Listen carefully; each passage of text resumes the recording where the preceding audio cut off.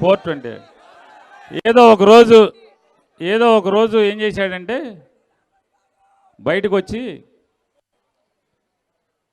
అంటే అది మనిషి జన్మ కాదో మనకు తెలియదు. ఆయన ఏం మాట్లాడాడు తెలుసా?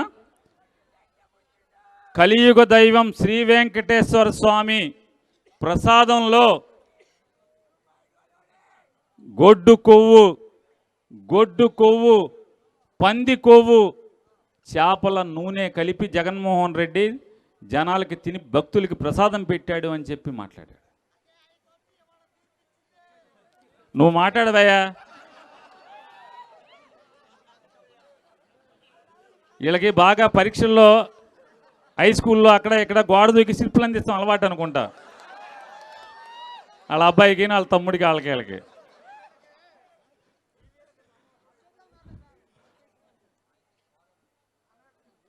ఎంత దుర్మార్గం అది. వెంటనే మీ ఊళ్ళో బుర్రకథలు ఉంటాయా? ఉంటుందా?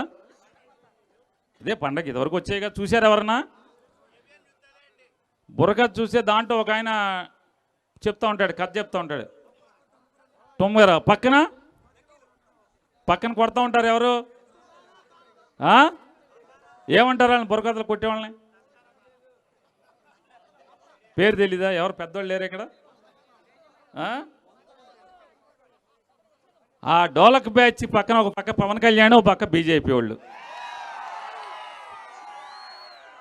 ఈ మాట అనగానే వెంటనే ఇది దుర్మార్గం, కిరాతకం, దేవుడి ప్రసాదంలో పంది కొవ్వు కలుపుతారా అని చెప్పి గబగబా కాషాయ బట్ట కట్టేసేసి వెంటనే ఉన్న తెల్ల బట్టలు తీశాడు, పసుపు రంగు బట్టలు వేసాడు, దుర్గ గుడికి వెళ్ళిపోయి మెట్లు కట్టేశాడు.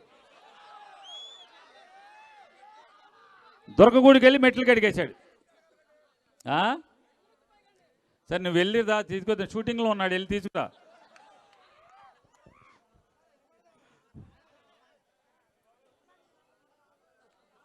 మెట్లు కడిగేసేసి రొప్పుతా, ఆయాసపడతా, ఒగురుస్తా మెట్లు ఎక్కినట్టున్నాడు. ఎక్కి మళ్ళీ దిగి వ్యాన్ ఎక్కి తిరుపతిలో ఐఎమ్ అన్అపాలజెటిక్ సనాతన్ని అని పెద్దగా రంకెలేసి అరుపులేసి, అసలు మా హిందూ మతాన్ని జగన్మోహన్ రెడ్డి అట్ట చేస్తున్నాడు, ఇట్ట చేస్తున్నాడు, అసలు దేవుడినా అదా ఇదా అన్నాడు.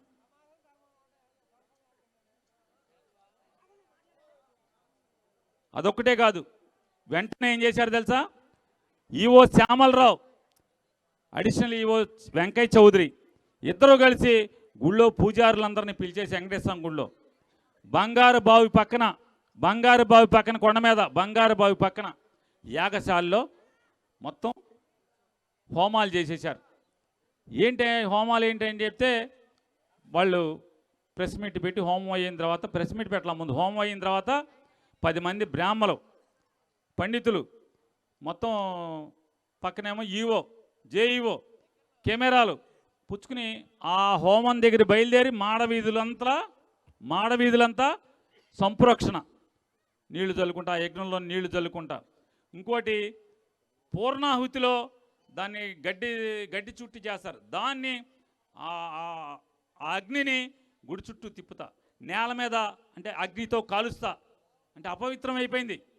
మొత్తం గుడి అంతా తిప్పి మొత్తం ఎక్కడైతే దేవుడి ప్రసాదం వంట చేస్తారో పాకశాల మొత్తం సంప్రోక్షణ, ఆ దీపపు గడ్డితో చేసిన కడ్డిని, దర్భగడ్డి, దాన్ని తిప్పుతా, ఆ నేల మీద కొడతా. అలాగే ప్రసాదం తయారైన తర్వాత స్టోర్ చేసేటువంటి స్టోర్ రూములోకి వెళ్ళి అక్కడ సంప్రోక్షణ. అది అయిపోయాక మహాద్వారం దగ్గర సంప్రోక్షణ, లోపల గుడంతా సంప్రోక్షణ చేసి ప్రెస్ మీట్ పెట్టారు. ఏమని? దేవుడి ప్రసాదంలో గొడ్డు కొవ్వు కలిసింది, అలాగే దేవుడి ప్రసాదంలో పంది కొవ్వు కలిసింది, అందుకని అపవిత్రం అయిపోయింది. ప్రసాదం తిన్నటువంటి జగన్మోహన్ రెడ్డి గారి ప్రభుత్వంలో ప్రసాదం తిన్నటువంటి కోట్లాది మంది భక్తులందరూ కూడా అపవిత్రం అయిపోయారు.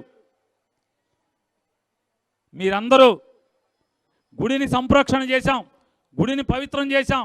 గుడికి జరిగినట్టు ఎందుకంటే గుడిలో కూడా ఆవు కొవ్వు, అది గొడ్డు కొవ్వుతో పంది కొవ్వుతో ప్రసాదం వండిన చోట వండిన పాకశాలని గుడిని మొత్తం గుడిలో పంచిపెట్టారు కాబట్టి గుడినంతా సంప్రోక్షణ చేశాం. మీరు కూడా మీ నోళ్ళు మీ ఒళ్ళు కూడా చెడిపోయింది, అపవిత్రం అయిపోయినాయి. ఇది నేను అబద్ధం చెప్పట్లా, ప్రెస్ మీట్లో మాట్లాడారు. కాబట్టి మొత్తం వెంకటేశ్వర స్వామి గుడికి వచ్చి జగన్మోహన్ రెడ్డి గారి ప్రభుత్వంలో గుడికి వచ్చినటువంటి ప్రతి భక్తుడు సాయంత్రం పూట 6 గంటలకి తలారా స్నానం చేయండి. స్నానం చేసిన తర్వాత 6 గంటలకి దీపారాధన చేయండి. దీపారాధన చేసి క్షమామంత్రం చదవండి. ఓం నమో నారాయణాయ, ఓం భగవతే వాసుదేవాయ, ఓం నమో వెంకటేశాయ అని పఠించండి. అప్పుడు జగన్మోహన్ రెడ్డి గారు అదే గొడ్డు కొవ్వుతో పంది కొవ్వుతో చేసిన ప్రసాదం మీరు తిన్నారు కదా, మీకు తినిపించాడు కదా, అప్పుడు మీరు శుద్ధి అయిపోతారు. మీరందరూ కూడా శుద్ధి అయిపోయి మళ్ళీ మీరు దేవుణ్ణి పూజించవచ్చు అని చెప్పి మాట్లాడారు. ఇది యథార్థం. ఇవాళ కోర్టు ఏం చెప్తాం, సుప్రీంకోర్టుకి సిబిఐ ఏం ఛార్జ్షీట్ వేసింది? ఏం ఛార్జ్షీట్ వేసింది? ఎంతకన్నా పాపం కొట్టలేదు. దాంట్లో గొడ్డు కొవ్వు కానీ లేదా పంది కొవ్వు కానీ చేప నూనె కానీ కలవలేదు. ఇది అబద్ధం అని చెప్పి చెప్పింది. అబద్ధం అని చెప్పి చెప్పింది కదా. ఇప్పుడు జగన్మోహన్ రెడ్డి గారు పీరియడ్లో ఇన్ని అపవిత్రం చేశాడు జగన్మోహన్ రెడ్డి అని చెప్పి చెప్పారు. ఇప్పుడు సుప్రీంకోర్టు లేదు అని చెప్తుంది, సిబిఐ లేదు అని చెప్తుంది. ఆ సిబిఐ వేసిన సిట్లో ఆంధ్రప్రదేశ్ సంబంధించినటువంటి 3 ఆఫీసర్లు ఉన్నారు. వీళ్ళు మొత్తం ఢిల్లీ వాళ్ళు కాదు, 3 ఇక్కడ వాళ్ళే ఉన్నారు. ఇదంతా చేశారు కదా. మరి ఈ పాపపు మాటలు మాట్లాడినటువంటి నారా చంద్రబాబు నాయుడు నాలికి మీద కాల్చి దబ్బడాన్ని వాత పెట్టాలా పెట్టక్కర్లేదా? ఇంత పాపం చేసినటువంటి లేదా సాక్షాత్తు కలియుగ దైవం వెంకటేశ్వర స్వామి భక్తులందరినీ కూడా ఇంత అపహాస్యం పాలు చేసి, హిందూ మతాన్ని అపహాస్యం పాలు చేసి, ప్రజల నమ్మకాన్ని భక్తుల నమ్మకాన్ని అపవిత్రం చేసినటువంటి నారా చంద్రబాబు నాయుడు గారికి ఒళ్ళంతా వాతలు పెట్టి తిరుపతి గుడి చుట్టూ తిప్పాలా తిప్పక్కర్లేదా? పొల్లు దండాలు పెట్టిస్తా. పవన్ కళ్యాణ్ ఏం చేయాలి చెప్పండి? ఇప్పుడు ఈ రాష్ట్రంలో ఉన్నటువంటి ఎన్ని లక్షల గుళ్ళు ఉంటే అన్ని గుళ్ళు కడిగించాలా కడిగించక్కర్లేదా? మెట్లన్నీ వీళ్ళకి ఒళ్ళంతా వాతలు పెట్టాలా పెట్టక్కర్లేదా? ఏం చేస్తే ఈ పాపాలు పోతాయి? అంటే ఎంత దుర్మార్గం, అంటే వీళ్ళు ఎంత దుర్మార్గులో చూడండి. అంటే రాజకీయం కోసం, తుచ్చమైన రాజకీయం కోసం, ఈ కక్కుర్తి ఈ అధికారం కోసం దేవుడిని అడ్డం పెట్టుకోవటం, దేవుడి ప్రసాదాన్ని అడ్డం పెట్టుకోవటం, భక్తుల మనోభావాలను అడ్డం పెట్టుకోవటమా?